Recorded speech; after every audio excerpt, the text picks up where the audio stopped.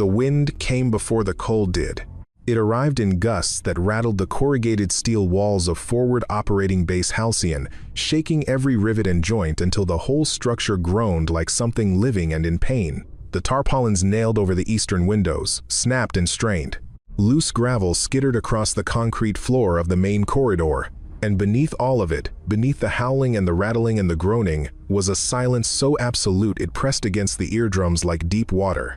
Private First Class, Cole Hartley had never heard silence like that. He had never felt cold like that either. He stood at the narrow window at the end of the barracks hallway, breath fogging the scratched plexiglass, watching the valley disappear. It was disappearing in real time, snow pouring down the slopes of the eastern ridge in slow white curtains, erasing the tree line first, then the road, then the security posts at 200 meters. The mountains had become suggestions. The sky had become the ground. There was nothing out there anymore except white, and the white was moving. "Beautiful," said Private Danny Morrow, appearing at Cole's elbow with a coffee mug in both hands. He was 22, the same age as Cole, with a jaw that hadn't quite finished growing, and a habit of saying things in a cheerful voice that made Cole want to shove him. "It's not beautiful," Cole said. "It's hostile." "Can be both." Cole said nothing. He looked back at the window. He had been at Fob Halcyon for 11 days. 11 days of cold, of condensation, of eating meals that tasted like the tin they came in. 11 days of waiting for something to happen. The officers said the insurgent activity in the surrounding ridges was elevated, a word that sounded like weather forecasting and meant bodies in the snow. But so far the most dramatic thing Cole had witnessed was a supply truck, getting its front axle stuck in a frozen rut on the access road. He was ready for it to be over. He was ready to have done something. His unit, newly assigned, was made up of men who felt the same way, 8 of them all together, replacing a rotation that had left 2 weeks ago. They were the youngest cohort on the base by a visible margin, and the older soldiers treated them accordingly, with a flat-eyed patience that felt, to Cole, exactly like being ignored. The medic was the worst of it. He had noticed her on his second day. She was sitting at the end of the mess table, eating alone, her tray neatly arranged, her posture precise in the way that suggested the posture had been trained rather than inherited. She wasn't looking at anyone. She wasn't reading anything. She was simply eating, and her face, Cole had looked away quickly.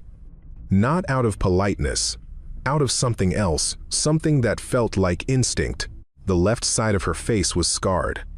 Not lightly.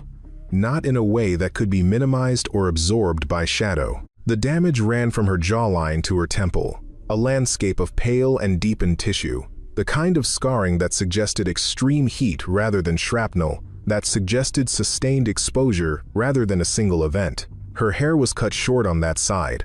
Her eye on that side was intact, pale gray, entirely clear, but the skin around it was altered forever.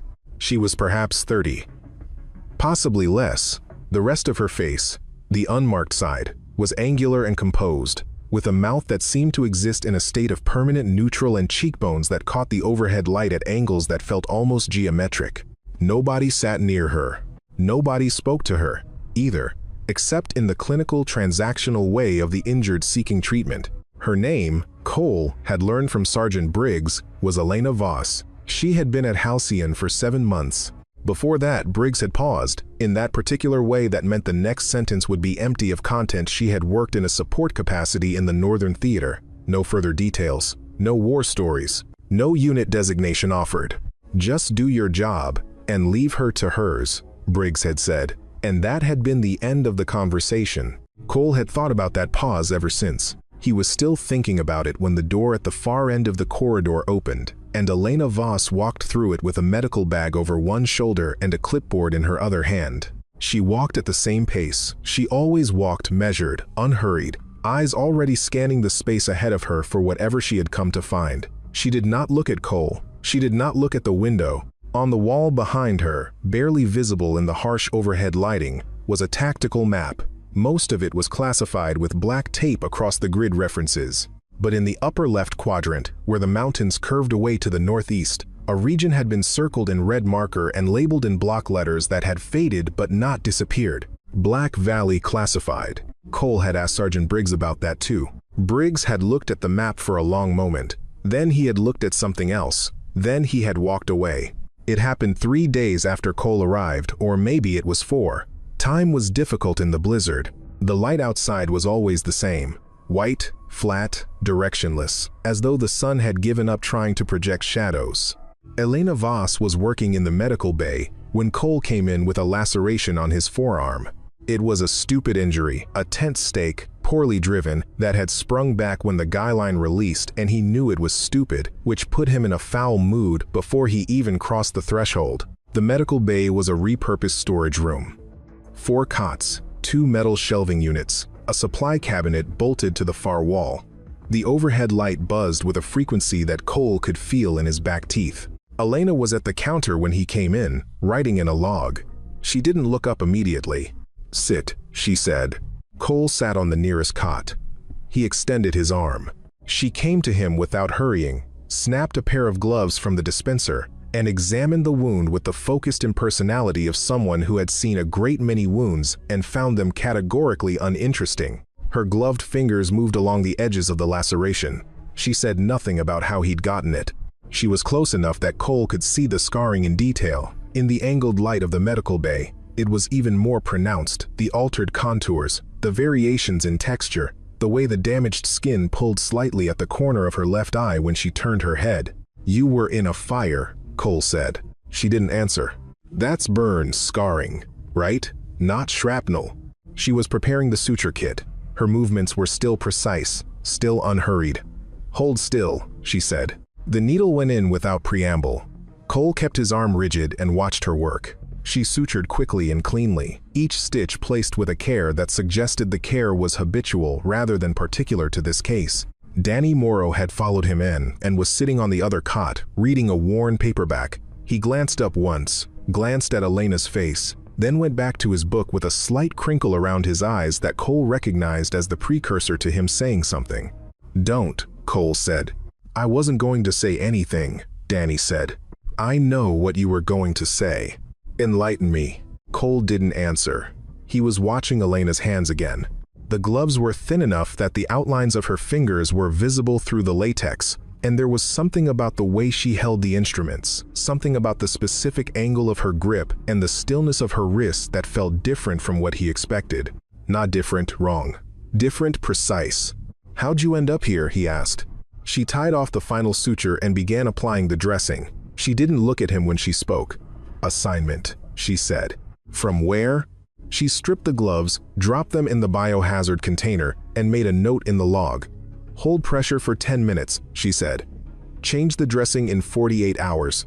Come back if there's any purulence or elevated temperature in the surrounding tissue." She turned back to the counter. Cole stood up. "I was just making conversation," he said. "I know," she said, without turning. He should have left it at that. He knew he should have left it at that. But there was something about the flatness of her tone, the complete absence of effort in it, the total indifference that snagged at something in him. "Must be a rough assignment," he said. "Being easy to look at isn't exactly a requirement out here, but..." "Cole." Danny's voice was flat. "I'd think even the army has some standard for..." "Cole." Sharper now. Elena Voss turned around.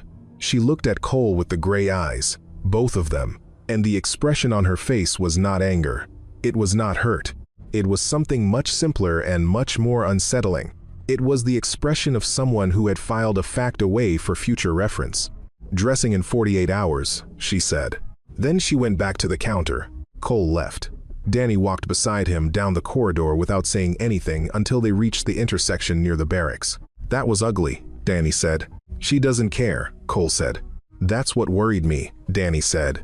From somewhere behind them, they heard the sound of the medical bay door closing, and from the doorway of the adjacent supply room, Sergeant First Class Warren Aldridge, who was 57 years old and had served in 4 different theaters across a career that Cole could not fully comprehend, watched Cole Hartley walk away with an expression that was equal parts old patience and old warning. He said nothing. He went back to cleaning his rifle, but he noted the name. The radio crackled first. It was subtle enough that only the communications operator, Specialist Gina Ewan, noticed it. Initially a degradation in the uplink frequency that she flagged to the duty officer without particular alarm. These things happened in the mountains. The topology swallowed signals. The cold affected the equipment in ways that the technical manuals acknowledged but couldn't fully account for. But Gina mentioned it to the duty officer at 1,400 hours. And at 1,530, the Scout Post 4 failed to check in. And at 1,600, Scout Post 2's beacon went to static for 11 minutes before resuming. Lieutenant Marcus Doyle, the duty officer, made a note in the log and sent a runner to wake Sergeant Aldridge. The temperature outside had dropped 7 degrees in 3 hours. Cole knew this because the thermometer outside the barracks window read 31 degrees Celsius at 1,700 hours, and at 1,400 it had read 24 degrees Celsius. He had never been in cold that moved that fast. It was the kind of cold that changed the rules about what you could survive. He was in the common room with Danny and 3 others, Private First Class Ortega, Corporal Rachel Finch, and Private Sullivan, when Elena Voss came in from outside. She had been out for less than 5 minutes, a check of the medical supply cache in the outer storage unit, but there was snow on her shoulders and her exposed cheek was white with a cold flush that went immediately red as she stepped into the warmth. She shed her outer coat. She crossed to the window. She stood there for a moment that was slightly too long, her eyes moving across the valley in a pattern that didn't look casual. Nobody in the room was watching her. Cole glanced at her and looked away. Ortega was playing cards with Sullivan. Finch was writing a letter. Elena said, to nobody in particular, how long since anyone checked the eastern ridgeline? Ortega looked up. We've got posts out there. That wasn't my question, she said. She was still looking at the window. There was nothing to see. The valley was completely invisible now, white all the way to the glass, snow pressing against the world like something that wanted in. Scout posts check in every 2 hours, Finch said, helpful and slightly uncertain. 4 hasn't checked in, Elena said. They might have a comms issue, Ortega said. Probably, Elena said. She turned from the window. She crossed back toward the corridor. At the door, she paused without turning. When was the last time this base was actually besieged? She asked. The room went quiet in the way rooms go quiet when a question arrives that nobody wants to answer, because answering it requires engaging with a possibility that nobody wants to engage with. Never, Cole said. Not in the rotation records. That was my understanding, Elena said. She left. The silence in the common room held for a beat longer than it should have. What does she know that we don't? Finch said quietly. Ortega went back to his cards. Sullivan stared at the door. Danny was watching Cole. Cole looked at the window. The snow pressed against it. Beyond the snow was the valley, and beyond the valley were the ridges, and on those ridges, according to the intelligence assessments they had been briefed on, were cells of insurgents who had been described as elevated in threat and unpredictable in behavior, and who had been operating in this specific mountain theater for 3 years. Cole did not say anything, but he got up and checked that his sidearm was loaded. The first shell hit at 2,207 hours. Cole was on his cot, not quite asleep, when the concussion moved through the base like a fist punching through a wall. Not a sound so much as a physical event. The air compressed, the cot frame vibrated against the floor, and the single overhead light fixture swung twice on its chain and went out. Then the generator cut over and the red emergency lighting came on, and men were moving everywhere, boots hitting the floor, voices sharp and overlapping, the particular orchestrated chaos of a unit responding to something it had trained for but never fully believed would happen. Cole was on his feet with his rifle in 3 seconds. He was in the corridor in 6. Sergeant Aldridge was already there, moving with a calm efficiency that made the space around him feel organized just by his presence. Mortar position, Eastern Ridge, Aldridge said. 3 rounds so far. Get to your defensive positions. Move. Another concussion closer, the building shaking harder, dust dropping from the ceiling joints. Cole moved. The main defensive corridor ran the length of the base's northern wall, with firing ports cut at regular intervals into what had been, before the base was built, the face of a natural rock shelf. Cole got to his port and looked out and saw nothing. Just snow and the red reflection of his own emergency lighting on the blizzard. Then a flash from the eastern slope. Then the sound, a hard crack that traveled faster than its echo, and the south corner of the outer wall exploded inward. Sniper. The word came from somewhere behind Cole, tense and clipped. They've got a sniper on the high ground. Cole pressed himself against the firing port frame and tried to think about angles. The shot had come from elevation, had to have, given the trajectory of the impact. But the eastern ridge was 800 meters away minimum, and in this blizzard, visibility was less than 50. Nobody was shooting accurately from 800 meters in zero visibility. Nobody he had ever met. A second shot.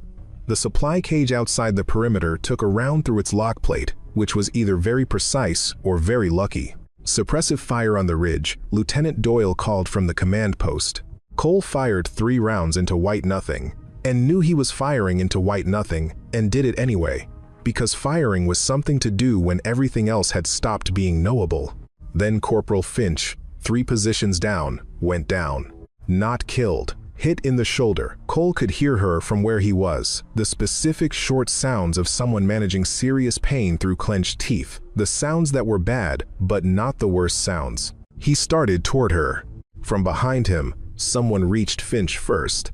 Elena Voss was already on her knees beside Finch, the medical bag open, cutting away the sleeve of Finch's jacket with the small scissors that appeared from somewhere inside the bag as if by memory. She worked fast. Faster than Cole had seen anyone work in the medical bay. Her hands were completely steady. The building shook again. Dust from the ceiling. Elena didn't look up. Through and through, she said to Finch, with a flatness that was the most calming thing Cole had heard in the last 3 minutes. Entry and exit. You're keeping the arm. She pressed a dressing in and wrapped it with practice speed. Stay down and stay conscious. Don't let anyone move you until I clear it. Finch was breathing hard, but nodded. Elena stood. She looked down the defensive corridor with the expression of someone reading a page. Cole noticed that she was not crouching. By midnight, the picture was clear. 4 approach routes into the base. 2 of them compromised the eastern road and the northern tree line access, both under fire or too exposed to use. The communications uplink was degraded to intermittent, enough to send burst transmissions but not enough to maintain a stable connection for a relief request.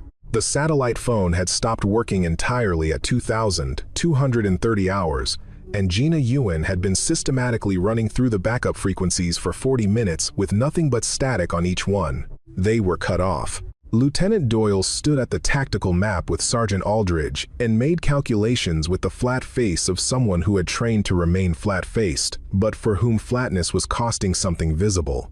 8 personnel on primary defense. 2 injured Finch and Sullivan, who had taken shrapnel to the thigh from the second mortar round. 1 confirmed hostile sniper on the high eastern position, possibly 2. Mortar crew inactive since the second barrage, either repositioning or conserving ammunition. Ground force of unknown size on the northern perimeter, not yet advancing but present. Why aren't they advancing? Doyle said. Aldridge said nothing. If they have the numbers to besiege, they have the numbers to breach. Why hold? They're waiting for something, Aldridge said. What? Aldridge looked at the map, at the red circle in the upper left quadrant, at the 3 letters that had been there when this base was built and that nobody had ever explained to Cole's satisfaction. I don't know, Aldridge said. He didn't sound like someone who didn't know. At 0015 hours, Private First Class Tommy Garrett moved to check the perimeter gate and took a round in his right shoulder before he'd taken 6 steps outside the door. The shot came from the eastern slope, the high ground, and the trajectory was wrong for the angle that Doyle's team had been suppressing. The sniper had moved. Or there were 2 of them. Or they had known exactly where Garrett would be before Garrett knew it himself. Cole pulled Garrett back in. Elena was there in 30 seconds. As she worked on Garrett's shoulder, Cole crouched beside her and thought about angles. He looked at where Garrett had been standing. He looked at where Elena's eyes had gone when she heard the shot, not toward Garrett, not toward the door, but up and to the northeast, to a specific point on the ridgeline that was completely invisible through the blizzard. You already knew where it came from, Cole said. Elena pressed gauze against the entry wound. Garrett made a sound. You looked in exactly the right direction before anyone else moved, Cole said. How? Hold this, she said, putting Cole's hand on the gauze. She positioned Garrett's arm to maintain pressure on the exit wound. "How did you know?" Cole said. She stood. She looked at the door. "Because that's where I would have set up," she said. She walked toward the command post. Cole stayed beside Garrett, holding the gauze, staring at the door she had passed through, and feeling the ground shift under him in a way that had nothing to do with mortars. Sergeant First Class Warren Aldridge found Elena Voss at the communications station. She wasn't on the radio. She was reading the tactical map, the full map, the one with the classified overlays, which she appeared to have located in the cabinet beneath the comms desk without being told it was there. She was reading it the way someone reads a landscape they have lived in, tracing contours with the tip of one finger. Aldridge stood in the doorway for a moment. "You know where they are," he said. "I know where the sniper is," Elena said. "I know where the fire team is staging on the northern approach. The mortar crew has moved to the secondary position." She tapped a grid reference on the map that Cole could not have identified from 10 feet away here. "They'll fire again in approximately 40 minutes when they think we've settled back into the defensive rhythm." The room was quiet enough that Cole, standing in the corridor, could hear every word. Aldridge came into the room. He closed the door behind him but didn't close it fully, and Cole, standing at exactly the right angle, could still see through the gap. "You should have told Doyle," Aldridge said. "I'm telling you," Elena said. "Elena, I don't want Doyle making decisions based on who I am," she said. "I want him making decisions based on what I know. Those are different things." Aldridge was silent for a moment. "It's been 5 years," he said. "Black Valley was 5 years ago." The temperature in the room seemed to change, or maybe that was Cole's perception. Standing in the corridor with his rifle and his newly sutured forearm, and the last several hours rearranging themselves in his mind into a pattern he hadn't been able to see before. "I know," Elena said. "They wrote you out of the record," Aldridge said. "The whole operation, the whole 72 hours. I know. Nobody knows what happened there. The official file says equipment failure, says the defensive position was maintained by automated systems until the relief arrived." Aldridge's voice was careful, flat in a way that wasn't natural. 72 hours. 38 documented hostile eliminations, probably more that couldn't be confirmed. The fire crackled in the heating unit in the corner. Snow struck the window in gusts. "The vents on the northern face," Elena said, pointing at a grid reference on the map. "That's the breach point. They'll hit it in the second wave. We need to reinforce it before the mortar crew repositions." "Elena." She looked up at him. Aldridge looked at the left side of her face, at the scarring that ran from her jawline to her temple, the pale and deepened landscape of sustained exposure to extreme heat, the kind of scarring that happened when you were very close to something burning for a very long time and somehow emerged from the other side of it. He had known what had caused it since the first day she arrived at Halcyon. He had never said so. "Ghost of Black Valley," Aldridge said quietly. It wasn't a question. Elena held his gaze for exactly 3 seconds. Then she turned back to the map. 40 minutes on the mortar crew," she said. "We should move now." Cole heard it all. He stood in the corridor for another 30 seconds after Elena and Aldridge began discussing the defense logistics, and he turned the words over in his mind with the deliberate inefficiency of someone who had not yet made himself believe what he was hearing. Ghost of Black Valley. He had heard the name once, in a briefing during training that had spent approximately 12 seconds on the subject before moving to something the instructor considered more relevant. A classified operation. A single defensive position in a mountain valley in the northern theater. A sniper who had maintained that position alone for 3 days while a relief force was assembled against a hostile force that had been estimated afterward at nearly 200 personnel. The sniper had never been officially identified. The operation had never been officially confirmed. Cole looked at his sutured forearm. He thought about the way she had held the needle. He walked back to the main defensive corridor and found Danny Morrow at one of the firing ports, watching the blizzard with the focused expression of someone watching for something specific. "I need you to trust me on something," Cole said. Danny looked at him. "I'll tell you later," Cole said, "but I need you to follow her lead. Whatever she says, wherever she points." "Whose lead?" Cole said her name. Danny was quiet for a moment. "She's a medic, Cole." "No," Cole said. "She isn't." He went to find Aldridge. Aldridge was already moving through the base with the tactical map in hand, speaking quietly to Doyle. Cole arrived in time to hear the end of the conversation, the mortar crew's projected position, the breach point on the northern face, the estimated timeline. Doyle was listening with the expression of someone recalibrating. Aldridge was precise, efficient, committed to the information with the conviction of someone relaying something they believed completely. Doyle started issuing orders. Cole found Elena in the storage room off the main corridor. She was at the shelving unit, moving boxes. She had already found what she was looking for. He could tell by the stillness that had come over her. She was standing with her back to him, one hand resting on the shelf. "Give me a weapon," Cole said. She turned. She looked at him. "I know what you are," Cole said. Something in her expression shifted by a margin that would have been invisible to anyone who hadn't spent the last 11 days watching her carefully, out of resentment and curiosity and the unnamed thing that lives between them. "I don't need your story," Cole said. "I need you to tell me where to position to be useful." She looked at him for another moment. Then, she reached behind the shelf and brought out a hard case that was not standard medical equipment. She set it on the counter without ceremony. She undid the latches. Inside, cleaned and in 3 pieces, was a bolt-action rifle, a precision instrument with a scope. She lifted the barrel and attached it to the receiver with movements so practiced they had no individual components, just one fluid mechanical event, the gun becoming itself in her hands. Cole watched her hands. She was not wearing gloves now, and he could see clearly what the gloves had always partially concealed. The scarring on the backs of both hands, not burn scarring this time, but the calluses and compressed tissue of a grip sustained over years. The specific topography of a shooter's hands, which are different from any other hands in ways that cannot be faked or borrowed. She checked the chamber. She checked the scope. She looked at him. "Position at the northwest corner," she said. "You watch the northern perimeter and call every movement you see. Don't fire until I tell you. Don't try to help me. Just watch and report." Cole nodded. She picked up the rifle. She walked toward the eastern wall. He watched her go. From behind him, in the corridor, Cole heard Danny Morrow say, very quietly, "Oh." Elena climbed to the elevated position through a hatch that the original engineers had built for maintenance access to the cable routing in the roof structure. It put her on a narrow platform between the insulated roof panels and the outer corrugated steel, exposed to the cold but sheltered from below. She lay prone. The platform was perhaps 18 inches wide.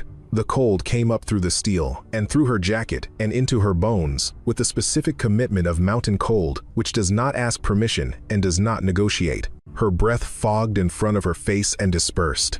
She had an angle on the eastern slope through a gap where 2 roof panels had pulled apart at the joint, perhaps 3 inches of open sky, black and white and violently moving with snow. Through the scope, the world narrowed to a cone of possibility. The blizzard turned the cone into a shifting white interference, a curtain that opened and closed. She waited. Waiting was the majority of the job. People who had not done the job did not understand this. They thought the skill was in the shooting. The shooting was the least of it. The skill was in the patience that preceded it. The capacity to remain absolutely still in conditions that demanded movement. Pulled the breath at the exact moment when holding the breath was the only thing that existed. To be nothing but a pair of eyes and a trigger finger, and a calculation that unfolded in the cerebral cortex like a math problem solved without being aware of solving it. She waited 14 minutes. Below her, she could hear the base responding to her instructions through Aldridge and Doyle positions being reinforced, personnel being moved. She could hear Cole Morrow's voice from the northwest corner, steady and clipped, reporting each movement he saw in the northern perimeter. He was good at it, cleaner than she'd expected. She had noted that, when he'd come to her for the weapon, the steadiness, the absence of the thing she'd expected to find in him after the last week of observation, the bluster, the performance, the need to be seen performing competence. It had been replaced by something simpler and more useful, clarity about what he didn't know. The curtain of snow opened. A silhouette, 1,100 meters on the eastern slope, slightly north of the position she had originally calculated, which meant the shooter had repositioned during the last 2 hours, which meant the shooter was good enough to know that holding a static position was death. She did not think. Thinking was what you did before you were in position. In position, you either knew or you didn't. She knew. The shot broke the silence of the blizzard like a crack opening in ice. Below her, through the steel, she heard the silence that followed spread through every room in the base. Simultaneously, the particular silence of people who have heard something they do not yet understand and are waiting for the information that will tell them, whether to be relieved or more afraid.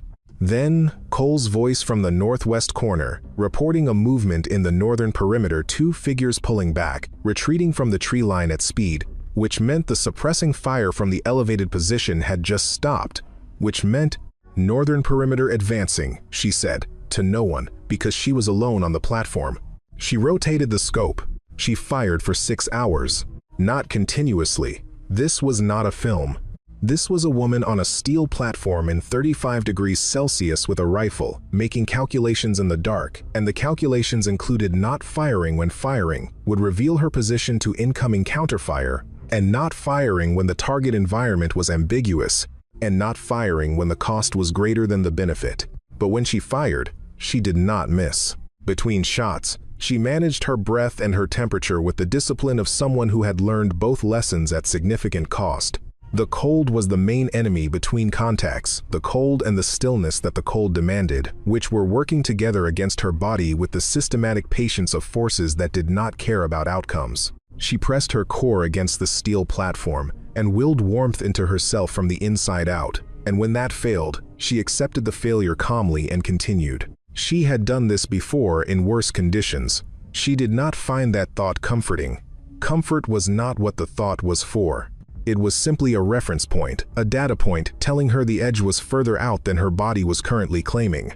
Cole kept his position at the northwest corner for the first 2 hours. He reported movements in the northern perimeter with the clean efficiency he had discovered he was capable of when the urgency was real enough. He watched figures in the blizzard visible for seconds at a time when the snow thinned, vanishing again when it thickened, and he called their positions into the radio without interpretation or judgment, just coordinates and headings, the raw data that was most useful. He was good at it, cleaner than she'd expected. She was aware of him on the radio, the way she was aware of all the sounds below her, the base's breathing, its adjustments, its mechanical responses to each development in the perimeter situation.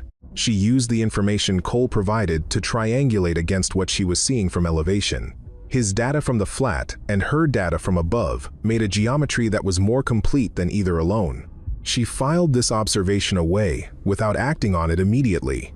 He was aware, in the background of his awareness, that somewhere above him, Elena Voss was lying in the cold and doing something that he could not have done and that most people on the planet could not have done, and that the outcome of this night for everyone in the base rested substantially on her continuing to do it. The thought had a different weight than he expected. It was heavier than guilt. It was something he didn't have a name for. At 0300 hours, Sergeant Aldridge moved Cole to the eastern corridor to reinforce the breach point they had anticipated. Cole went. He found Danny Morrow already there, braced behind a reinforced doorframe with a weapon and a comm that Cole recognized as the same comm Danny always had.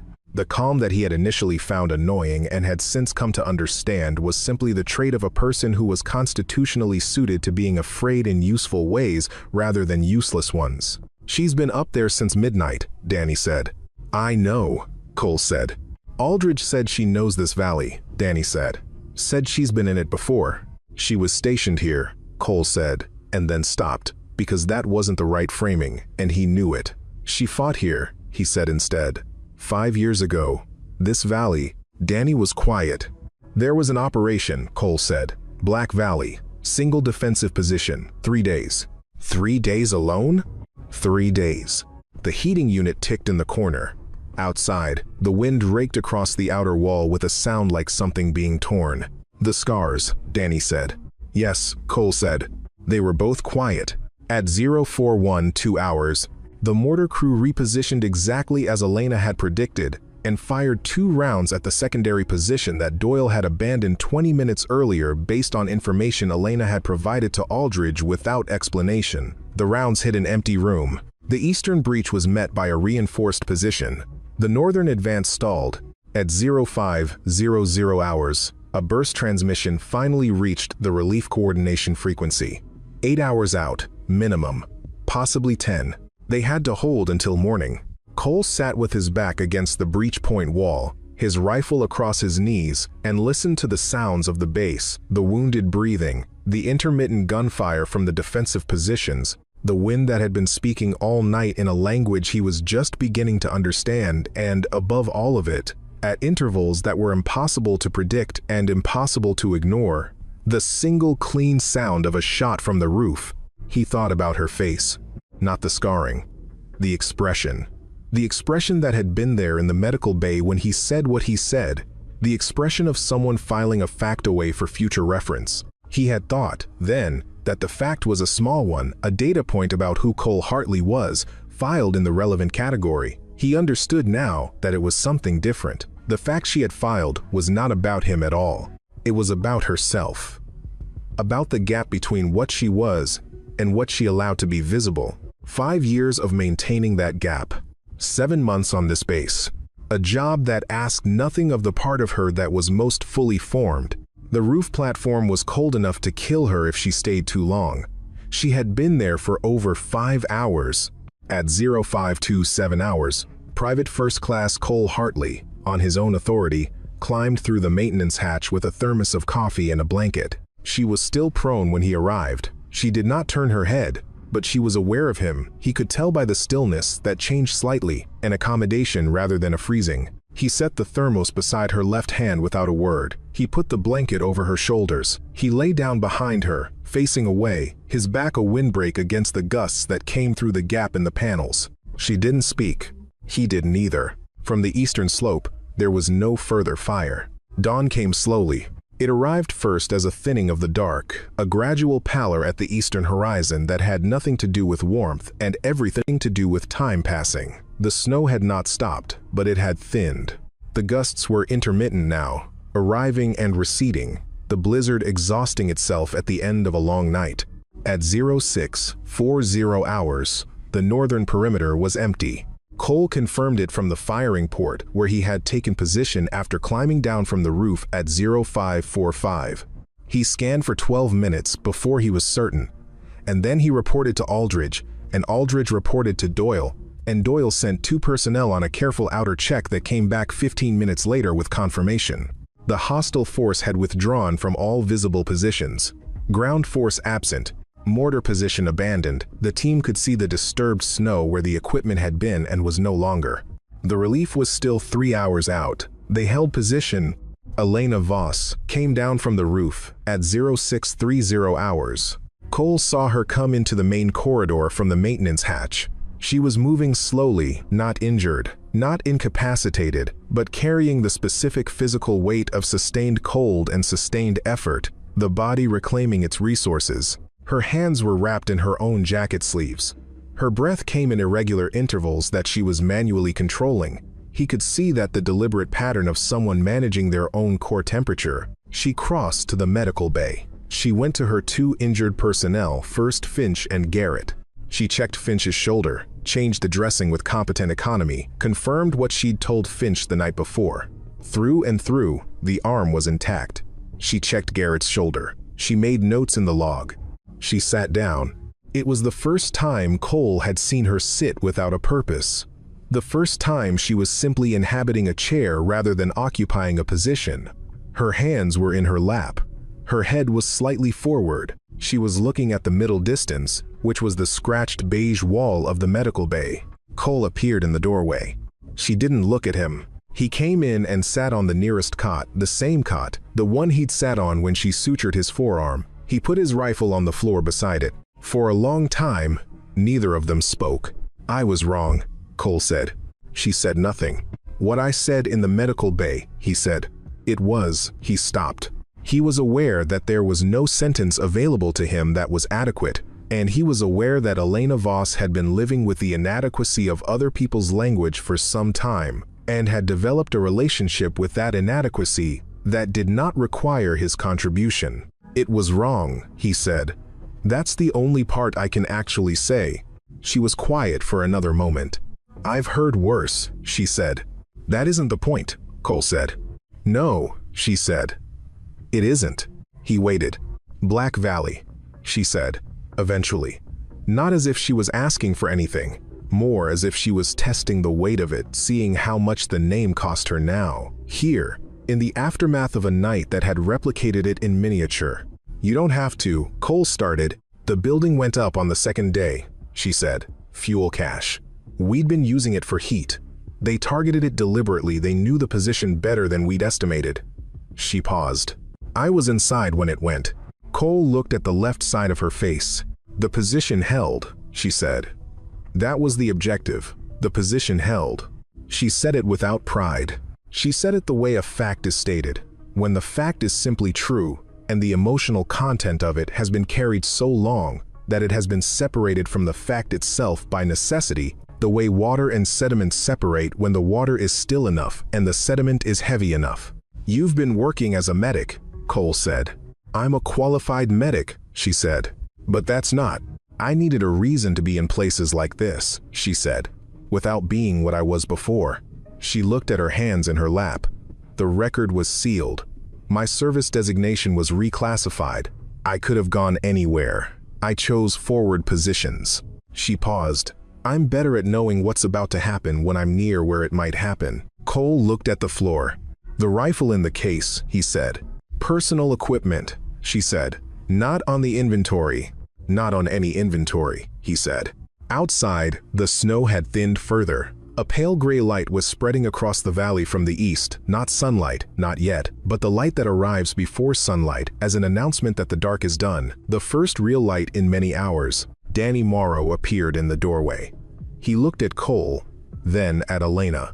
His expression was the expression of someone who has been part of something larger than he expected and is still processing its dimensions. "Relief's 2 hours out," he said. "Roads passable." "Good," Elena said. She stood. She went to the supply cabinet and began restocking the triage materials she had used through the night, not from urgency now, but from the habit of readiness, the habit that does not suspend itself simply because the immediate threat has passed. Danny caught Cole's eye. Cole gave a small shake of his head. "Not now." Danny nodded. He disappeared back into the corridor. Sergeant Aldridge appeared in the doorway.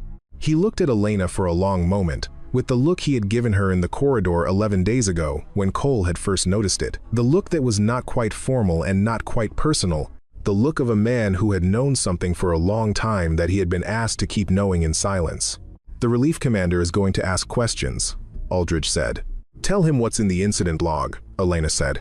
"The incident log will say that the base defense held under fire and that no primary personnel were lost," Aldridge said. "That's accurate," Elena said. "It won't mention the roof." "No," she said. "It won't."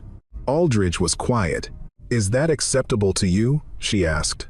He looked at her for another moment, at the scarring that ran from her jawline to her temple, which in the new gray light of early morning looked different from how it had looked under the harsh fluorescence of the medical bay, less like damage and more like topography, like something that had been changed by significant forces and had settled into its new form permanently, which was simply what it was. "You know," he said, 5 years ago, when the record was sealed, I pulled the before-the-sealing copy, kept it." Elena said nothing. 38 confirmed, he said. 17 additional probable. 3 days, alone. He paused. "I've served with some exceptional people. I've never seen anything like that file." "The file is sealed," she said. "Yes," he said. "I know." He left. Elena finished restocking the supply cabinet. She closed it. She turned back to the room. Cole was still sitting on the cot. "You don't have to stay," she said. "I know," he said. He stayed. Through the window of the medical bay, small, square, set high in the wall, the valley was becoming visible again as the snow thinned. The tree line first, dark and ragged against the white. Then the road. Then the security posts at 200 meters, still standing, their marker lights blinking amber in the gray morning. The mountains were still there. They had always been there, through the whole of the night, through everything. Patient and enormous and utterly indifferent. Cole looked at the window for a long time. "Why here?" he said, eventually. "Why this assignment, specific lo—" Elena took a moment to answer. "Because they used this valley once," she said. "And I knew they'd use it again." Cole turned to look at her. "You came back to wait for it," he said. "I came back to be here when it happened." she said, which is a different thing. He thought about that. Does it? He stopped. Started again. Does it help? Being the one here again. Does that resolve something? She was quiet for a long time. Long enough that Cole thought she wasn't going to answer. No, she said. She said it simply, without self-pity and without performance, the way a true thing is said when the person saying it has made their peace with the truth being what it is.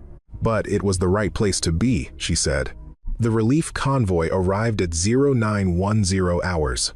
They came up the eastern road in 3 vehicles, their engines loud in the new silence left by the withdrawn storm. Personnel moved through the base, medics from the convoy taking over from Elena, engineers assessing the structural damage, officers collecting the incident reports. Cole stood at the outer perimeter and watched the valley in the morning light. The eastern ridge was visible now. For the first time since the night before last, a dark and complex terrain of rock and snow and tree line, utterly still, revealing nothing. He thought about the shot he had heard at 2,359 hours, the one that had come between 2 long silences when the snow was thickest.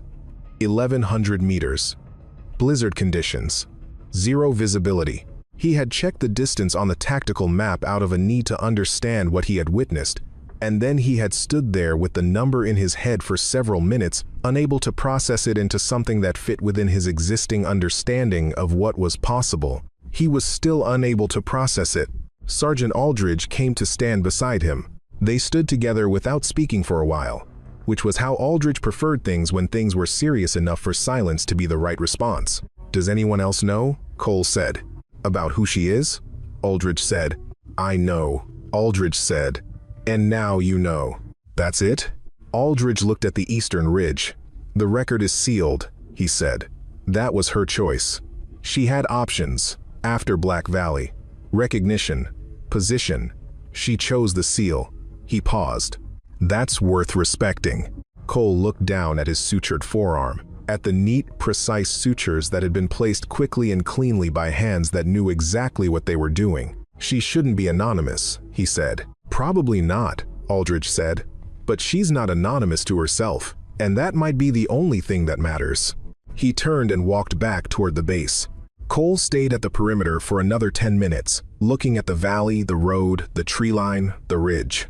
The places where people had been in the dark, doing things in the dark, and now the light had come and there was only snow. He thought about what Aldridge had said. He thought about the expression on Elena's face when she had turned to look at him in the medical bay, after what he had said, the expression of someone filing a fact away for future reference. He understood it now as something larger than he had initially perceived. She had filed away the fact of his smallness. She had filed away the fact of her own containment. She had gone on with her work with the same precision she brought to everything, carrying both facts with equal impassivity, because she had long since decided that neither fact was worth the energy of a visible reaction. That was not indifference. Cole did not have a word for what it was. He suspected he would need to live considerably more of his life before he earned the vocabulary. He went back inside. Elena was in the corridor, speaking to one of the relief medics, transferring patient information, efficient and complete, each detail in its correct order. She did not look at Cole as he passed. He did not stop. He went to the common room. He sat at the mess table. He ate something that tasted like the tin it came in and didn't notice. Danny sat down across from him. "She's leaving," Danny said. "Transfer. Different assignment." "When?" "Today." In the convoy, Cole looked at his food. "Did you talk to her?" Danny said. Cole thought about it. "And she told me the truth," he said, "which was more than I deserved." Danny was quiet. Cole looked at the door. He got up. He went back to the corridor. He found Elena at the equipment bay, packing her medical bag with the last of her personal supplies. The hard case was sealed and strapped. The file copies she had been keeping were in an envelope that she was placing in the outgoing mail. She was aware of him in the doorway. She didn't stop what she was doing. "I know this doesn't," Cole said. He stopped. He started again. "Whatever you carried back from Black Valley, whatever this place was, I know I'm not." He stopped again. "Cole," she said. She closed the medical bag and turned to face him. She looked at him directly, both eyes, the gray ones, with the same clear and dispassionate focus she brought to everything, a focus that was not unkind. "Don't carry what happened in the medical bay longer than it's useful to carry it," she said. "Learn what it's useful to learn from it and then put it down." "That's very clean advice," Cole said. "Most useful things are," she said. She picked up the medical bag. She picked up the hard case. She moved toward the door. Cole stepped aside. "Elena," he said.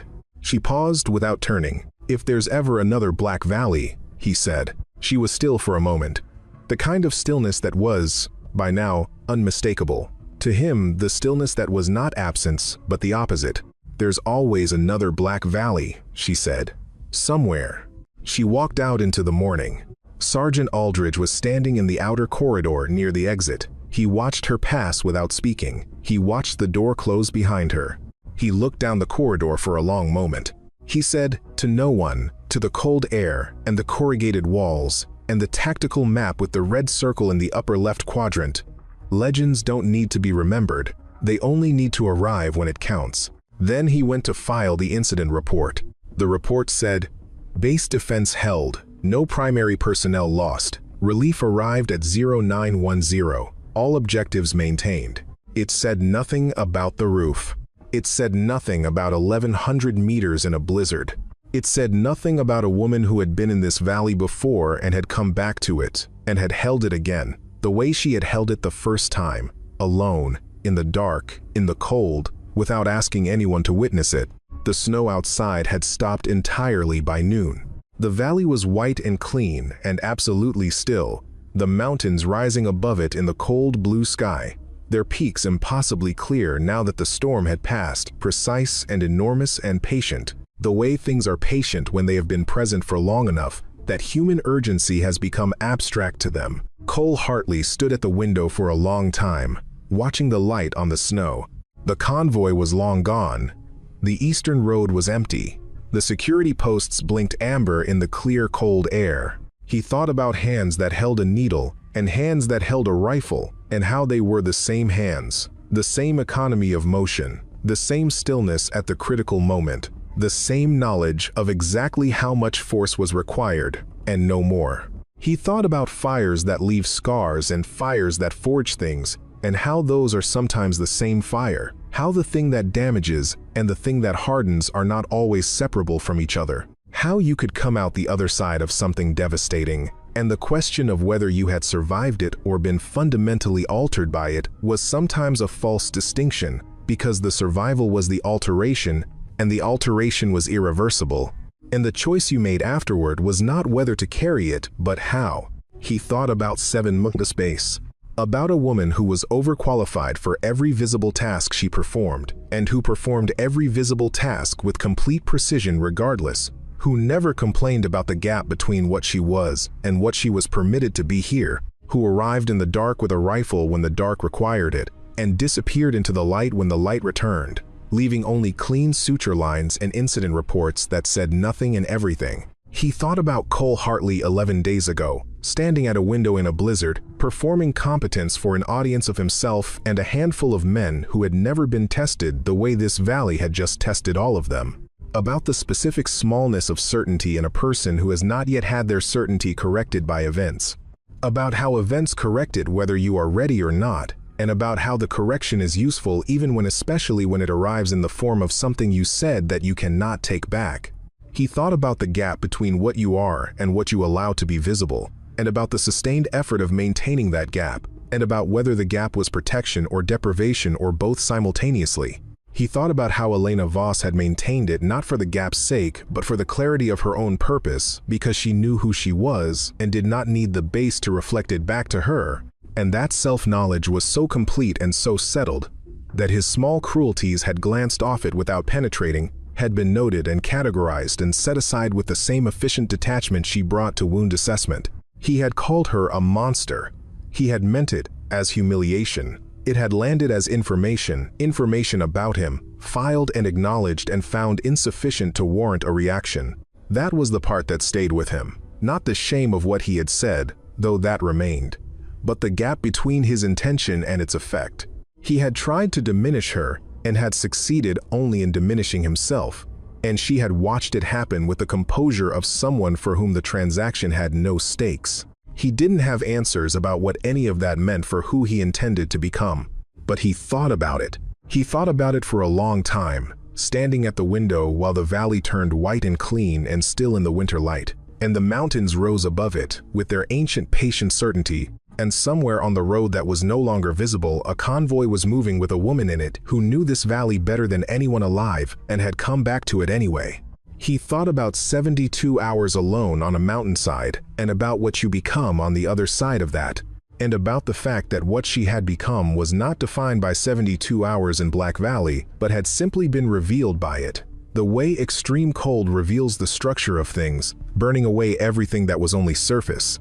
He thought about the way she had said, "There's always another Black Valley, somewhere," the flatness of it, the lack of drama. Not a warning and not a lament, but a statement about the shape of the world made by someone who had mapped that shape at close range and was not surprised by it anymore. He turned from the window. He went to the map one final time. He stood in front of the red circle in the upper left quadrant, in front of the black tape and the faded block letters, and he looked at it with the particular attention of someone committing something to permanent memory. Then he went to join the transition briefing, carrying the knowledge of what had happened in this valley 5 years ago and last night with him into the rest of his life, which would be different now in ways he could not yet fully articulate, but could already feel the dimensions of the way you feel. The dimensions of a large room in the dark before your eyes adjust.